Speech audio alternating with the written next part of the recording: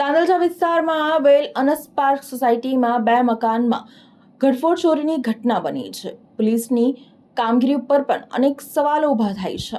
વડોદરા શહેરના તાંદલજા વિસ્તારમાં આવેલ અનસ પાર્ક સોસાયટીમાં અજાણ્યા તસ્કરોએ 2 રહેણાંક મકાનોમાં ત્રાટકી ચોરી કરી હોવાની ઘટના સામે આવી છે. ઘટનાને પગલે સ્થાનિક રહીશોમાં ભય અને રોષનો માહોલ જોવા મળી રહ્યો છે.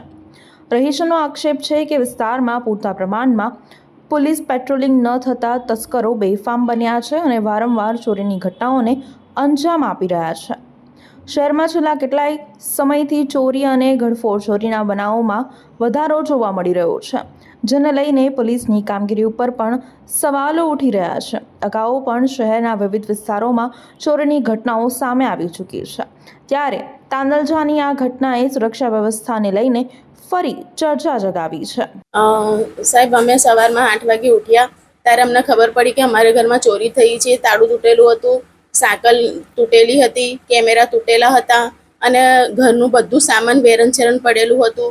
હવે બધું જ આમ તેમ પડેલું હતું અને અમારા ઘરમાં તૂટેલું તાળું અને બાજુવાળાના ઘરમાં પણ તૂટેલું તાળું, એમાં પણ ઘણું બધું એમનું નુકસાન થયેલું છે. તિજોરીના બધા જ કપડાં એના બધું જ સામાન બહાર છે.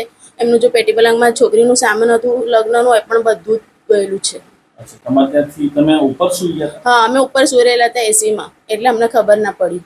સીસીટીવી કેમેરા પણ તમારા ઘરે લાગેલા છે? હા, લાગેલા છે. ના, સીસી કેમેરામાં કંઈ દેખાતા નથી, કારણ કે શરૂઆતમાં એમણે સીસી કેમેરા તોડ્યા છે. તો કેટલા વાગ્યાના અરસામાં થઈ? તમને ખબર ક્યારે પડી? અમને સવારમાં 8 વાગે ઉઠ્યા ને ત્યારે ખબર પડી. નીચે આવ્યા તો તાળું તૂટેલું હતું, સાકલ તૂટેલી હતી અને બધું સામાન વેરણછેરણ હતું. અને આપણા બાજુના મકાનમાં ચોરી થઈ છે, એમાં કયા પ્રકારની? એમાં પણ બધું જ સામાન બહાર હતું, એમનું ઘરનું, તિજોરીનું બધું સામાન. અમને એવું લાગે છે કે એમની પણ ઘણું બધું નુકસાન થયેલું છે. એ પણ બહારગામ ગયેલા હતા. કોણ રહેશે બાજુમાં તમારે? એ ભાડુઆત રહે છે. અને પોલીસને જાણ કરી છે? હા, જાણ કરી. કંટ્રોલ રૂમમાં મેં 100 નંબર પર ફોન કર્યું હતું, પછી જેપીમાંથી પોલીસ આવી હતી. આપનું નામ? એડવોકેટ સૈયદ સકીના.